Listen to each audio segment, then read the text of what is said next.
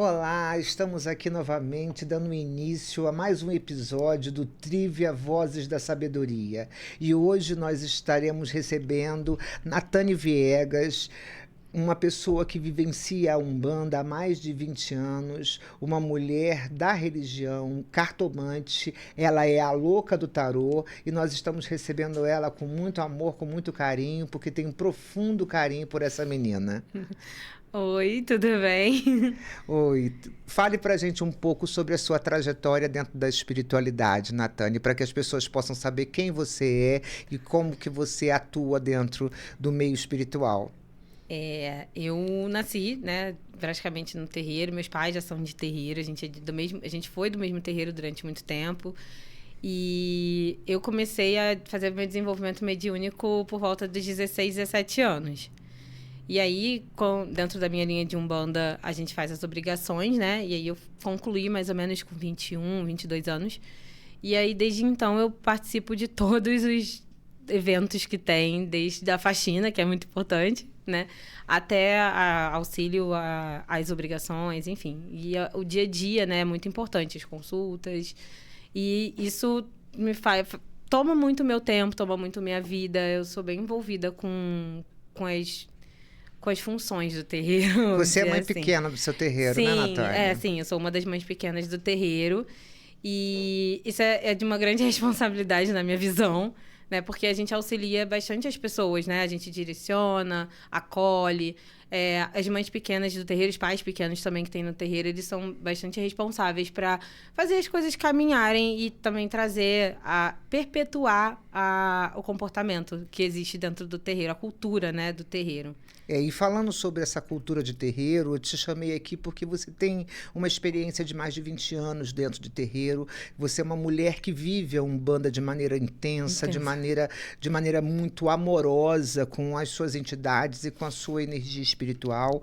Então, hoje nós vamos falar aqui sobre essa questão que é a exposição da espiritualidade nas redes sociais. Então, nós temos visto ultimamente a espiritualidade exposta de uma maneira, às vezes, não tão positiva, vamos dizer assim, né?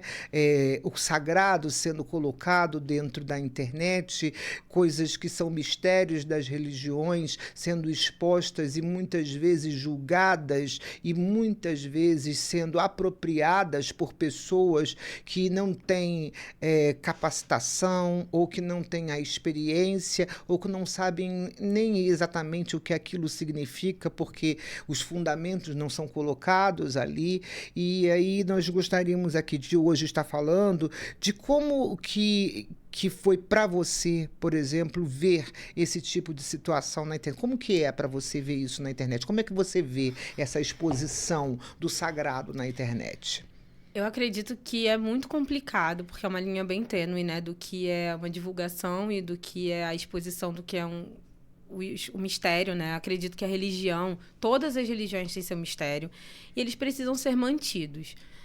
Muitas pessoas, como você mesma falou, se apropriam disso para ganhar dinheiro, ganhar uma certa fama, né? E para mim é bem vergonhoso mesmo. Eu tenho um grande incômodo com isso, mesmo entendendo que as pessoas, elas gostam, né, de mostrar o seu conhecimento, só que às vezes elas querem tanto se valer daquele conhecimento que elas passam muito da linha, né? Elas confundem um pouco alguns cargos, porque o cargo ele traz o conhecimento, né? Você sobe de cargo conforme a sua experiência, o seu conhecimento. Então as pessoas elas acabam querendo mostrar um lugar que não. Ai, vamos lá, peraí. Elas querem mostrar além do que elas podem para poder se valer daquilo. Geralmente essas pessoas, eu acredito que elas deveriam procurar outras realizações, né, para além da religião. Então, eu entendo também que elas querem ensinar, que as pessoas... Hoje em dia, a internet ela é muito da democratização, mas dentro da religião é muito complicada a ideia da democratização de conhecimento. E deixa eu falar sobre uma coisa muito interessante. Eu não sou contra, por exemplo, o ensino de Umbanda na EAD, o ensino à distância. Você já fez algum curso, já teve a Não, oportunidade de não. fazer? em alguns momentos da minha vida, eu sou uma estudiosa, eu vivo estudando, eu termino um curso, começo em outro, e quando nós temos essa possibilidade de estar com um acesso livre à internet e captar informações e conhecimento, eu sou uma teóloga, eu gosto de estudar religiões. A teologia que eu fiz na faculdade foi uma teologia evangélica, uma teologia cristã. Então, ela não abrange os ensinamentos da Umbanda. E eu sou uma mulher que vivo dentro da minha casa, dentro do meu templo, dentro do meu terreiro, eu não tenho uma vivência num terreiro que não é o meu, entende? Como, por exemplo, eu bebo ayahuasca, eu consagro ayahuasca, eu consagro ayahuasca todos os meses, nunca consagrei ayahuasca fora da minha casa. Então, eu não sei como que é a experiência do terreiro do outro, eu não sei como é a experiência do templo do outro, e eu gostaria muito de ouvir sobre isso e ver sobre isso, e em decorrência disso, fui em busca de ouvir pessoas compromissadas com a espiritualidade, mas que têm colocado seus ensinamentos dentro da internet. E essas pessoas, que as pessoas julgam tanto, eu posso dizer para você com toda a categoria, há um momento dentro de cada aula que fala, até aqui eu posso, daqui por diante eu não posso falar para vocês, porque isso são juramentos que fazemos dentro da Umbanda de que não será exposto isso de forma nenhuma, e nós estamos na internet, assim como você está aqui de coração aberto, o coleguinha que está ali pode não está aqui para poder absorver um conhecimento e utilizá-lo de maneira equivocada, porque existem coisas que nós podemos passar para uma pessoa e coisas que não devemos passar para outra, entende? E isso não tem a ver nem com o tempo de terreiro que a pessoa tem. Nós estamos falando de índole, nós estamos falando de caráter, nós estamos falando de posicionamento ideológico e social, né? Então, eu respeito muito aqueles que vêm prestar um serviço para a espiritualidade e levar conhecimento sobre Umbanda para aqueles que querem receber. Mas acho muito complexo ver determinadas questões que são expostas na internet, que são mistérios, que são sagrados da espiritualidade, que não podem estar expostos dessa forma. Você concorda? Sim, é exatamente isso. E aí, você falou sobre caráter e tal, a gente tem que falar sobre o ego, né? Sim. Eu também sou a favor do conhecimento de Umbanda na internet. Eu não sou contra. Só que a parte ritualística eu acho já um pouco mais complicado, porque o que acontece na sua casa pode não acontecer na minha. E aí, como você falou que a vivência, né, em outros terreiros, eu participo de uma linha chamada Banto no Zejo, ela é bem conhecida em Magé, um pouco Teresópolis e, né, do que de Caxias, ela é mais dessa área do Rio de Janeiro. Banto o quê? Banto no Zejo. No Zejo? E litoral de São Paulo, litoral paulista.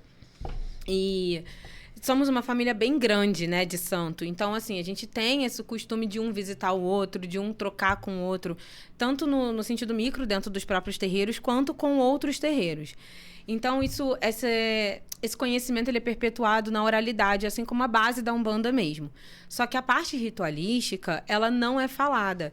E aí, eu acredito que a Umbanda, assim como algumas outras religiões, tem um histórico muito rico e que precisa ser destrinchado e precisa ser registrado essa oralidade para a gente focar em ritualística.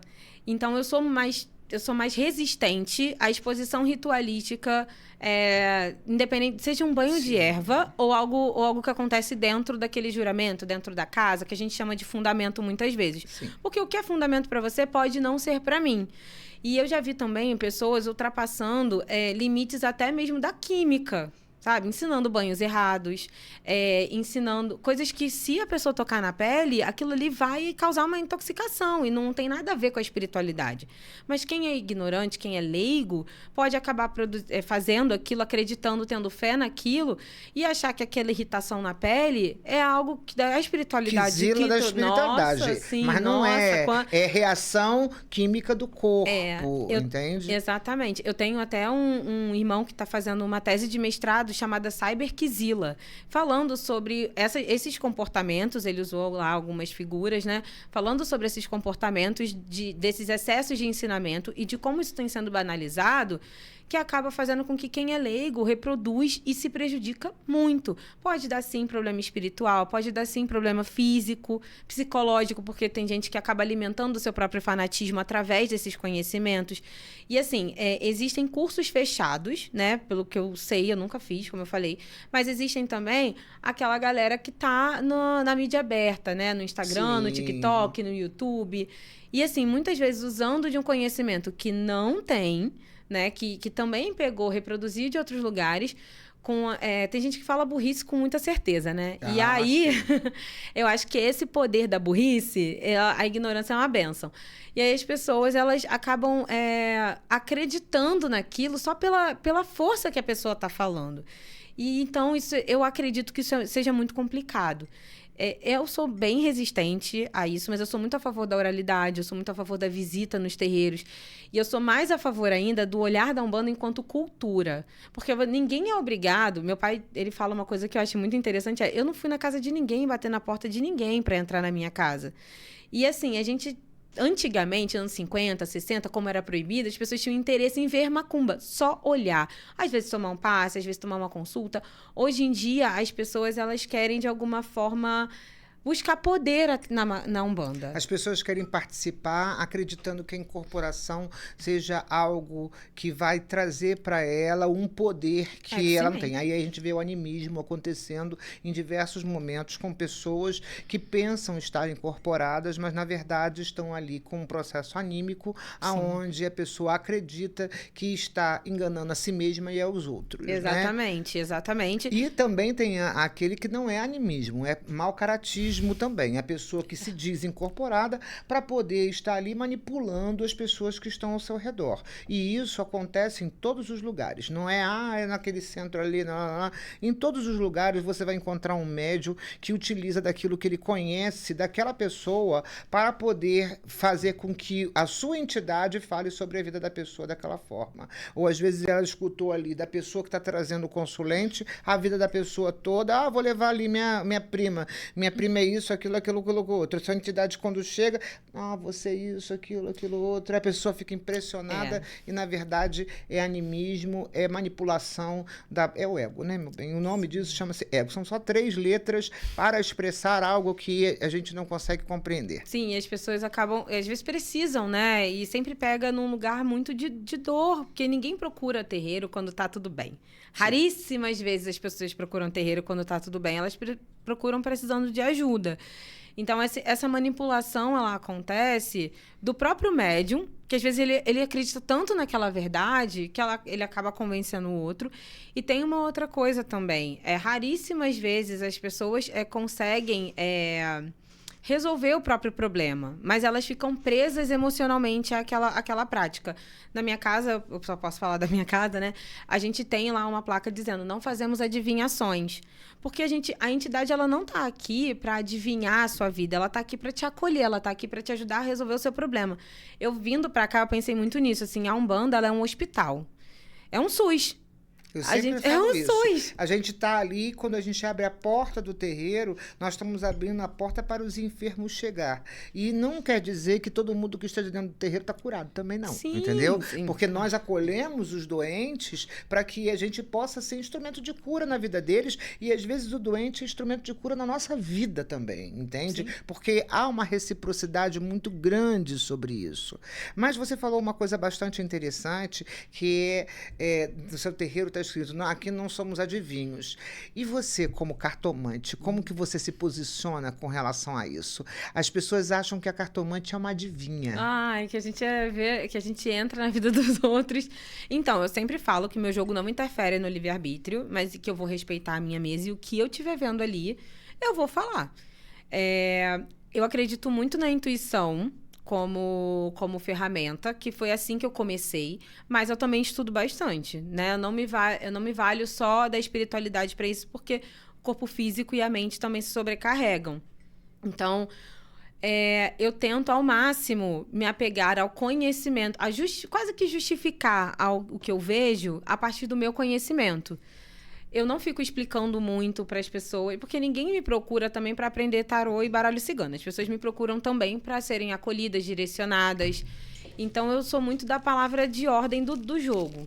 eu falo que cigana, o que a entidade, a espiritualidade está me orientando. Algumas vezes a própria espiritualidade da pessoa, porque existe uma sincronia energética, vem falar. E já aconteceu cada coisa comigo em relação a isso que é sinistro. Da entidade falar assim, eu não quero tal coisa, e a pessoa não vai falar. E eu respeito a espiritualidade nesse sentido. Mas eu gosto muito da simbologia, para me acalmar também e para eu validar o meu próprio conhecimento e entender que o animismo não é só na incorporação, né? Porque o nosso ego, ele pode ultrapassar. E o que tem muita gente que fala que o obsessor invadiu a minha mesa. Meu amor, não tem obsessor certo. Eu tenho espiritualidade firmada, o obsessor não vai invadir minha mesa. Eu também nunca tive obsessor invadindo a minha mesa e nem nunca tive um jogo fechado. Não. Ai, olha, é loucura, né? Nunca tive também. Nunca tive um jogo fechado, entende? Nunca tive. Já tive jogos muito difíceis. Difíceis de interpretar, porque o que eu via, talvez a pessoa não estivesse pronta para ouvir. Sim, entende? E uma cartomante, ela tem que ter esse discernimento de saber até onde ela deve ir, porque a palavra que nós imprimimos naquele momento, ela tem um valor imensurável para quem está ouvindo. E sem que a gente perceba, a gente exerce um poder sobre o outro muito grandiosamente. Mas vamos voltar ao assunto sobre a internet. Eu, certa ocasião, e até vejo sempre, tem um pai de santo, que é inclusive de candomblé, que ele recebe uma entidade e eles filmam a entidade dele no trabalho. E ali, aquela entidade, a incorporação dele é algo fantástico. É algo fantástico. A transformação que acontece com ele é fantástica. Você vê que ali não tem uma gota de marmota, sabe? Que o cara é verdadeiro, inteiro. E ele me fez, em muitos momentos, questionar se, de fato, eu era contra permitir que as pessoas ouvissem o que uma entidade fala, vissem o trabalho de uma entidade, porque a entidade dele é fantástica. E se ele não tivesse exposto isso de alguma forma na internet, eu não teria tido a oportunidade de conhecer aquela pombagira fantástica que é a pombagira dele, entende? Mas eu já vi situações assim absurdas. E nós não estamos falando aqui sobre como que a tua pombagira age na tua casa, como que ela faz, como que ela se veste, o que lhe é permitido, o que não é. O que nós estamos falando aqui é sobre a incorporação e o ego das pessoas. Nós estamos falando aqui da pombagira que recebe um iPhone. Nós estamos falando aqui da pombagira que usa salto 15 e bolsa da Chanel. É sobre isso que nós estamos falando, é sobre isso que eu gostaria de falar. Eu também adoro Chanel. Minha pombagira não precisa usar, que eu usaria por ela. Nossa, entendeu? Com certeza. Acho que Maria Padilha ia olhar e falar, o que é isso? Então, eu sou a favor do registro. Né? Eu acho que o registro ele precisa ter, aí eu vou falar um pouco como publicitária, que é uma das minhas formações, que é o distanciamento respeitoso, né? A oralidade, ela é presente na Umbanda, tanto na Umbanda quanto no Candomblé e outras religiões também, e é uma forma da gente registrar a oralidade. Só que eu acho que precisa ter uma regra, que se aquiete lá na casa. Você conversa com o dirigente, entende o que é possível ou não. Eu posso, novamente, falar da minha casa. A gente faz pré-registro. Os discursos dados, geralmente, não são de entidades, e a gente acredita muito que quem está ali ouve o que precisa ser ouvido. A linha que eu frequento é uma linha... Me esqueci a palavra, mas é uma linha um pouco rígida com determinadas regras, né? Homem não pode fazer uma incorporação de pombagira, enfim. Mas existem alguns terreiros que fazem, mas é uma coisa mais tímida. Exatamente para respeitar também a linha. Então, a gente evita essa questão. Só que eu entendo também quando as pessoas estão num certo distanciamento e aquilo ali você vê que é para registro, né? As homenagens, até porque a gente sempre precisa dizer da onde a gente vem. Então, um registro, ele mostra quem foi seu pai de santo, porque pode bater alguém lá em casa um dia e falar assim, eu sou do fulano, sou do Joãozinho das Couves. Quem garante que você era mesmo do Joãozinho das Couves? Pra gente, dentro da nossa linha, é muito importante você... Dentro da nossa linha não, dentro da Umbanda, você precisa ter um pai, Sim. uma mãe. Mesmo que, às vezes, ele não te orgulhe muito, porque tem gente que, né, se desliga, não quer mais, enfim. faz parte da sua história. Isso não é inegável. E o registro é para isso. Para mim, é muito importante... Que não há ninguém que seja órfão dentro da espiritualidade. Todo mundo foi conduzido ou por um pai ou por uma mãe. Sim. E você pode até ter virado as costas para essa família, não querer mais saber sobre esse pai e sobre essa mãe. Sim. Mas isso não significa que você Mas nasceu da sua cadeira. Exatamente, está carimbado ali. É. Isso é muito importante que as pessoas ouçam, até por uma questão de respeito eterno. A gente tem uma brincadeira que é o prefixo, né, lá em casa. É assim, é pai, mãe, tio, tia, padrinho, madrinha, antes de qualquer coisa. Você pode chamar a pessoa pelo apelido, mas é importante que você mantenha esse respeito.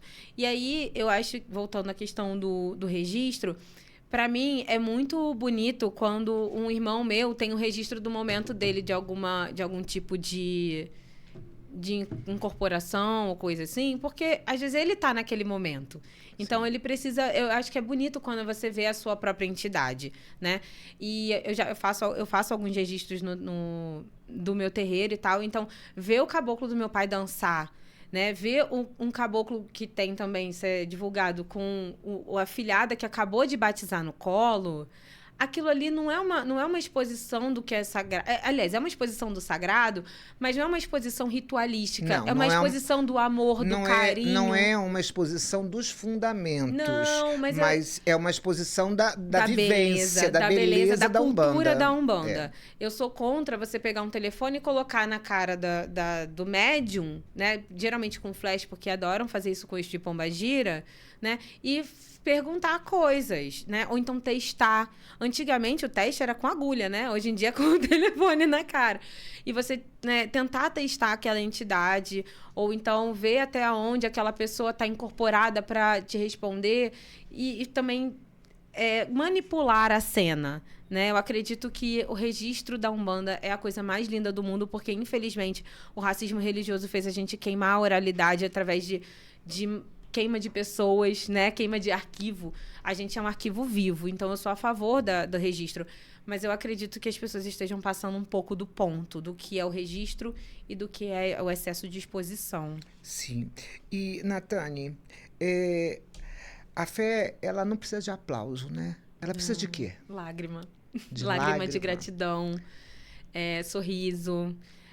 Eu acho que ela precisa do registro da oralidade. Quando alguém chega para você e fala que você ajudou, seja o que for. Cara, com uma oração, uma vela, um abraço, isso para mim... Gratidão, acho que as pessoas precisam voltar mais para agradecer. Essa espiritualidade, essa fé, ela precisa de altruísmo, Sim. né, meu bem? De empatia, de humanidade, né? Exatamente. Também isso é de grande importância.